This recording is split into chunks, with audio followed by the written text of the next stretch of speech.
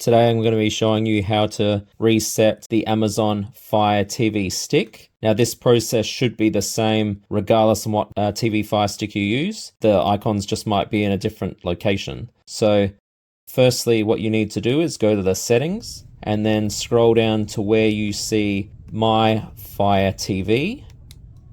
Once you click on My Fire TV, scroll to the bottom where you see Reset to Factory Defaults, and then just click across to reset. Now this will take a few moments, maybe about 30 seconds or so, and once this is done, you'll be able to set up your Fire TV from scratch, and this will erase any information and all accounts that are on the Fire TV.